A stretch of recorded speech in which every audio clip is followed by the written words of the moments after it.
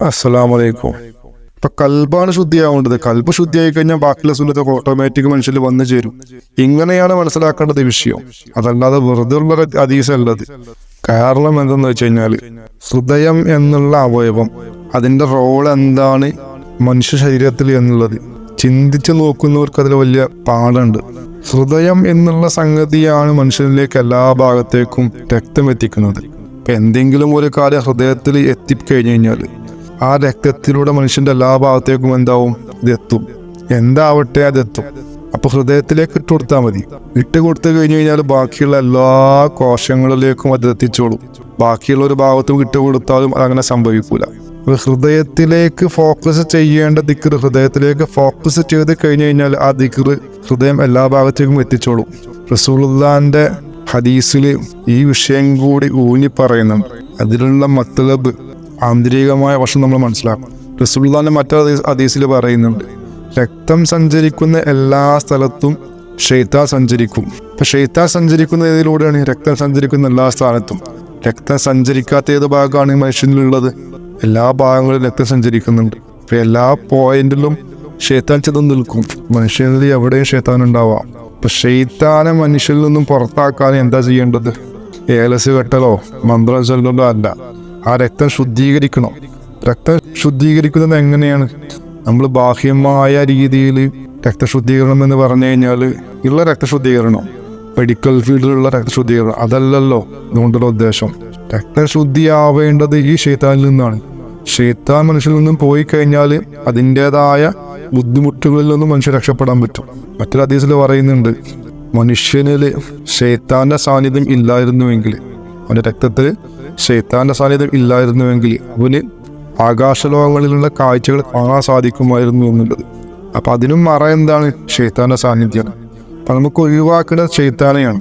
അപ്പൊ നമ്മൾ ഒരുപാട് കാര്യം സംസാരിച്ച കൂട്ടത്തില് നഫ്സ്, ഖന്നാസ്, അതേപോലെയുള്ള മറ്റ് ശൈത്താന്മാർ, ഇവരെയൊക്കെ മീഡിയം ബ്ലഡാണ്, രക്താണ്. അതിന് നമ്മൾ ചെയ്യേണ്ടത് എന്താണ്? ഹൃദയത്തിലേക്ക് ദിക്ർ കയറ്റലാണ്, ഇൻസ്റ്റാൾ ചെയ്യലാണ്. കാരണം നമ്മൾ പറഞ്ഞ ദിക്ർ എന്ന് പറഞ്ഞാൽ എന്താണ്? ദിക്ർ പല തരത്തിലുണ്ട്, പല ദിക്റുകളുണ്ട്. അള്ളാഹുവിന്റെ അസ്മാഉൽ ഹുസ്നകളെല്ലാം ദിക്റാണ്. ഏത് നാമവും ദിക്റായിച്ചല്ല. അതേപോലെ ഒരുപാട് ദിക്കാറുകളുണ്ട്. എന്നാലും ഏറ്റവും വലിയ ദിക്ർ എന്താണ്? ഖുർആനിൽ പറഞ്ഞ ദിക്ർ വല ദിക്റുല്ലാഹി അക്ബർ എന്ന് പറയുന്നുണ്ട്. ഏറ്റവും വലിയ ദിക്ർ അള്ളാഹു എന്നുള്ള ദിക്റാണ്. ആ ദിക്റാണ് കാമിലായ മശായിഖന്മാര് അവരെ മുരീദന്മാർക്ക് കൊടുക്കുന്ന ദിക്ർ. ആ ദിക്ർ അവരിൽ നിന്ന് തന്നെ സ്വീകരിക്കണം. കാരണം അവർക്ക് അതിനുള്ള ഇജാസിയത്തുള്ളൂ, അധികാരമുള്ളൂ. അധികാരികളായ ആളുകളിൽ നിന്നും അത് സ്വീകരിച്ചുകൊണ്ട് നമ്മൾ ചെല്ലണം. എന്നാൽ ചെല്ലുന്ന രീതി എങ്ങനെയാണ്? ആ രീതി സാധാരണ നാവ് കൊണ്ട് ചെല്ലേണ്ട രീതിയല്ല. ഈ ദിക്റിനെ നമ്മൾ ഹൃദയത്തിലേക്ക് കയറ്റേണ്ടതുണ്ട്. നമ്മൾ ഹാർട്ടിൽ ഹാർട്ട് ബീറ്റ്സ്, ഹൃദയം മിടിക്കുന്നുണ്ട്. ഈ മിടിപ്പിന്റെ കൂടെ ഈ ദിക്ർ നമ്മൾ കയറ്റണം. അപ്പൊ ഓരോ മിടിപ്പോ അള്ളാഹു എന്നുള്ള ദിക്റായിട്ട് മാറും. അങ്ങനെ ആയി മാറിക്കഴിഞ്ഞാൽ എന്താണ് അതിനുള്ള നേട്ടം?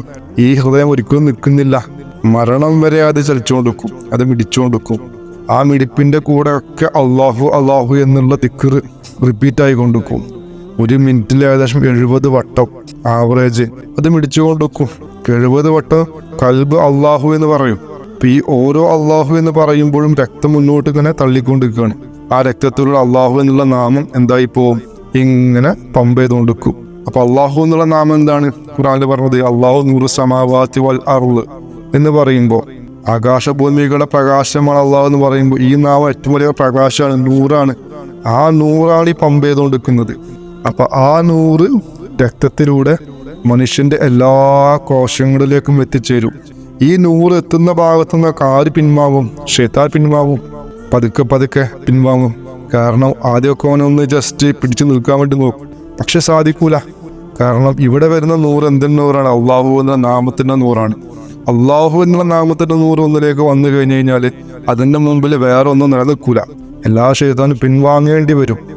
ഖുർആനിൽ ഒരു സ്ഥലത്ത് പറയുന്നുണ്ട്, രാജാക്കന്മാര് ഒരു രാജ്യത്തിൽ ചെന്ന് കഴിഞ്ഞു കഴിഞ്ഞാൽ അവിടെയുള്ള ആളുകൾ നിന്ദ്യന്മാരും നിസാരന്മാരുമാക്കി അവിടുന്ന് പുറത്താക്കി കളയുന്നുള്ളത്. അതിന്റെ ഒരു ബാത്തിനീയ അർത്ഥം എന്ന് പറഞ്ഞു കഴിഞ്ഞാൽ നാമങ്ങളുടെ രാജാവാണ് അള്ളാഹു എന്നുള്ള നാമം. ഈ നാമം ഒരു രാജ്യത്ത്, ഒരു പ്രദേശത്ത് അഥവാ കൽബില് ചെന്ന് കഴിഞ്ഞാൽ അവിടെയുള്ള നിന്ദ്യന്മാരായ ആളുകൾ എന്നറിഞ്ഞ ശൈത്താന്മാർ, അല്ലെങ്കിൽ ബാത്തിനായ രോഗങ്ങൾ, അഹങ്കാരം എന്നുള്ള ആളുകൾ, അതേപോലെ പിശുക്ക് എന്നുള്ള ആഗ്രഹങ്ങൾ, അസൂയ എന്നുള്ള ആളുകൾ, അതേപോലെ പക, പോര്, ഇങ്ങനെയുള്ള ഒരുപാട് നിന്ദ്യന്മാരായ ആളുകളുണ്ട്, അല്ലെങ്കിൽ ശൈത്താന്മാരുണ്ട്. ഇവരൊക്കെ പുറത്താക്കും. അവർക്ക് പുറത്തു പോകാതിരിക്കൽ സാധ്യമേ അല്ല. കാരണം ഇവിടെ വന്നത് ആരാണ്? അള്ളാഹു എന്ന നാമാണ്. അതിൻ്റെ പേരിൽ അപ്പം ഇതൊരു ഷോർട്ട് കട്ടാണ്. നമ്മൾ ആ ഹൃദയത്തിലേക്ക് അള്ളാഹു എന്നുള്ള നാമം ഇൻസ്റ്റാൾ ചെയ്ത് കഴിഞ്ഞാൽ പിന്നീട് നമ്മളെ ജോലി കഴിഞ്ഞു. ഇൻസ്റ്റാൾ ചെയ്യുന്നവരെയാണ് ഒരാളെ ജോലിയുള്ളൂ. ഇൻസ്റ്റാൾ ചെയ്ത് കഴിഞ്ഞ് കഴിഞ്ഞാൽ പിന്നെ ആ ഇൻസ്റ്റാൾ ചെയ്യപ്പെട്ട നാമം നോക്കിക്കൊള്ളും കാര്യങ്ങൾ. നിരന്തരം ചൊല്ലിക്കൊണ്ടിരിക്കേണ്ട ആവശ്യമില്ല. ഇങ്ങനെയാണ് ഈ സുന്നത്ത് നമ്മൾ മനസ്സിലാക്കേണ്ടത്. എന്നിട്ട് ഹദീസ് വായിച്ചു നോക്കുക. മനുഷ്യൻ്റെ ഉള്ളിൽ ഒരു മാംസപിണ്ഡമുണ്ട്. അത് നന്നായി കഴിഞ്ഞാൽ ശരീരം മൊത്തം നന്നായി. അത് മോശമായി കഴിഞ്ഞാൽ മൊത്തം മോശമായി. ആരുടെ ഹൃദയത്തിലാണോ ഈ അള്ളാഹു എന്നുള്ള നാമുള്ളത്, അവനെന്തായി? അവൻ്റെ ശരീരം മൊത്തം നന്നാവും. ഇന്നല്ലെങ്കിൽ നാളെ നന്നാവും, നിർബന്ധമാണ്. അതല്ല അതില്ലേ മൊത്തം മോശമാണ്, നന്നാവാനുള്ള പ്രതീക്ഷയില്ല. ഈ കൽബില് 70 വട്ടം ഒരു മിനിറ്റ് മിടിപ്പ് സംഭവിക്കുന്നുണ്ട്. അള്ളാഹുവിൻ്റെ സൂഫിയാക്കൾ ഈ കൽബിലേക്ക് അവരെ ശക്തി കൊണ്ട്, നോട്ടം കൊണ്ട് ഈ ദിക്ർ കയറ്റി കൊടുക്കും.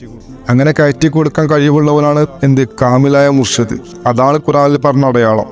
നിങ്ങൾ ദാക്കിറെ കൽബികളായ ആളുകളെ പിന്തുടരാൻ പാടുള്ളൂ എന്ന് പറയുന്ന ആയത്ത് സൂറത്തുൽ കാഫിൽ 28-ാമത്തെ ആയത്ത്, വല തുതിഉമൻ അഗ്ഫൽന ഖൽബഹു അൻ ദിക്ർന എന്നുള്ള ആയത്ത്. ദിക്ർ നടക്കുന്ന ഹൃദയങ്ങൾ, കൽബുകളല്ലാത്തവരെ നിങ്ങൾ പിന്തുടരാൻ പാടില്ല എന്ന് പറയുമ്പോൾ അത് നമ്മൾ മനസ്സിലാക്കേണ്ടതിൽ മനസ്സിലാക്കിയില്ല എങ്കിൽ നമുക്ക് കിട്ടുന്ന സമ്മാനം എന്തായിരിക്കും? വഴികേടിനുള്ള സമ്മാനമായിരിക്കും. മനസ്സിലാക്കിയാലോ ഹിദായത്ത്. കാരണം ഇങ്ങനെ ദാക്കിറെ കൽബികൾ ആയവര് അള്ളാഹുവിന്റെ മശായിക്കന്മാരാണ്. കാരണം അങ്ങനെ ദാക്കിറെ കൽബി ആയി കഴിഞ്ഞാൽ അവനൊരു മൂമിനായ മനുഷ്യൻ ദർജയിലെത്തി. മൂമിനായ മനുഷ്യന്റെ ഒരു ക്വാളിറ്റിയാണ് സത്യം പറയല്. അവൻ സത്യമേ പറയൂ.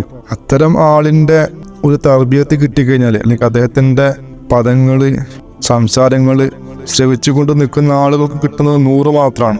അതുകൊണ്ട് അവനാൽ ഒരിക്കലും വഴികേടിലാവൂല ഒരു മനുഷ്യന്. അപ്പൊ ഒരു ഷെയ്ഖ് കാമിൽ എന്ന് പറഞ്ഞു കഴിഞ്ഞാൽ അദ്ദേഹം വന്നുകൊണ്ട് നമ്മളിലേക്ക് തരുന്ന ദിക്റും ഈ അള്ളാഹു ദിക്റാണ്.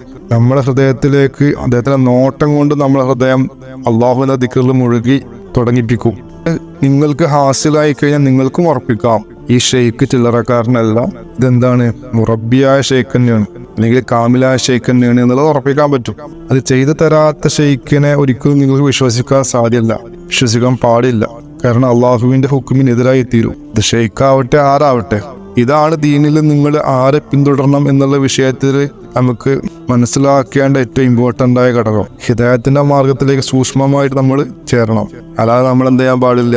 അന്ധമായി പോകാൻ പാടില്ല. കാരണം മുന്നോട്ടുള്ള യാത്ര ഷെയ്ഖിന്റെ കൂടെയാണ്. ഷെയ്ഖ് നമ്മൾ പലതും പഠിപ്പിച്ചു തരാനുണ്ടാവും. പഠിപ്പിക്കുന്ന സമയത്ത് സംശയങ്ങൾ വരാൻ പാടില്ല. അഥവാ സംശയം വരുന്ന സമയത്ത് നമ്മൾ എന്താ ചെയ്യേണ്ടത്? ഈ സംഭവത്തിലേക്ക് നമ്മൾ ചിന്തിക്കും. എന്റെ കൽബ് ഹയാത്താക്കിയ മഹാനാണ്, നേതാവാണ്, ഷെയ്ഖാണ് ഇത്. അള്ളാഹു അദ്ദേഹത്തെ പിന്തുടരാൻ കൽപ്പിച്ചിട്ടുണ്ട്. അതിനുള്ള തെളിവ് ഈ ആയത്താണ്. എന്നിരിക്കെ ഞാൻ ഒരിക്കലും സംശയിക്കേണ്ട ആവശ്യം ഇല്ല. അതിന്റെ പേരിലാണ് എനിക്ക് ദിക്ർ അള്ളാഹു ഇദ്ദേഹത്തോട് ഹാസിലാക്കി തന്നത്. ഇതാണ് വരേണ്ട ചിന്ത. അതിന് ആദ്യം ഈ ദിക്ർ ഹാസിലാവണം. ശരിക്ക് ഖുർആനിൽ അള്ളാഹു തആല മൂസാ നബി അലൈഹി സ്വലാമിനെ ഖിളിർ നബി അലൈഹി സ്വലാമിലേക്ക് പറഞ്ഞേക്കുന്ന സമയത്ത് അള്ളാഹുവിന്റെ ഇതിനുണ്ട്, അവിടെ സമ്മതമുണ്ട്, കൽപ്പന ഉണ്ട്. അതുകൊണ്ടാ പോയത്, സന്തുഷ്ടപ്രകാരം പോയിട്ടില്ല. അദ്ദേഹത്തിന്റെ ഷെയ്ഖാണ് ഖിളിർ നബി അലൈഹി സ്വലാം. ഖിളിർ നബി അലൈഹി സ്വലാമിനെ കണ്ടുമുട്ടുന്ന സമയത്ത് അദ്ദേഹം ചെയ്യുന്ന കാര്യങ്ങളൊക്കെ വിരുദ്ധമാണ്. താൻ ഇന്നവരെ മനസ്സിലാക്കി വെച്ച കാര്യങ്ങൾക്ക് വിരുദ്ധമായ കാര്യങ്ങൾ അദ്ദേഹം പ്രവർത്തിച്ചുകൊണ്ടിരിക്കുന്നത്. പക്ഷേ അദ്ദേഹത്തിന് ക്ഷമ വന്നില്ല. അദ്ദേഹം അതിനെതിരായിട്ട് എന്ത് പറഞ്ഞ് തർക്കം ഉന്നയിച്ച്, അതേപോലെ മറന്നുകൊണ്ട് അതിനെ വിമർശിച്ച്. പക്ഷെ അത് കാരണം അദ്ദേഹത്തിന് ആ യാത്ര തുടരാൻ സാധിച്ചില്ല.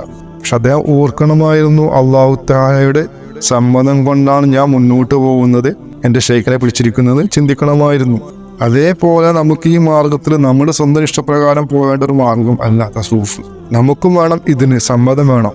നമ്മൾ മൂസാ നബി അല്ലാത്ത കാരണം നമ്മൾക്ക് വഹിയൊന്നും ഇറങ്ങൂല. പക്ഷെ നമുക്ക് അല്ലാഹു തആല വഹീന് പകരമായി തന്ന വലിയൊരു നിധിയാണ് ഈ സംഗതി.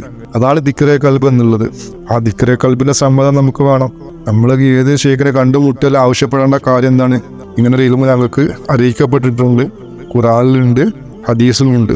അത് പ്രകാരം നിങ്ങൾ എനിക്ക് ഈ ഒരു മുതൽ ഹാസിലാക്കി തരികയാണെങ്കിൽ നിങ്ങൾ എൻ്റെ ഷെയ്ഖാണ്, എൻ്റെ പിതാവാണ്. അതല്ല എങ്കിൽ എനിക്ക് നിങ്ങളെ വിശ്വസിക്കാൻ സാധ്യമല്ല, കാരണം ഖുർആന്റെ കൽപ്പന ഇല്ല എന്ന് പറയണം. അതാണ് ഷെയ്ഖിനെ പരീക്ഷിക്കല്.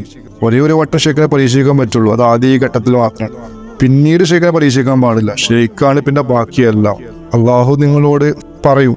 ഉദാഹരണമായിട്ട് അള്ളാഹു തആല എല്ലാവരോടും കൂടി ആദം നബി അലൈഹി സ്വലാം സുജൂദ് ചെയ്യാൻ പറഞ്ഞു. അവിടെ സുജൂദ് ചെയ്യൽ നിർബന്ധമാണ്.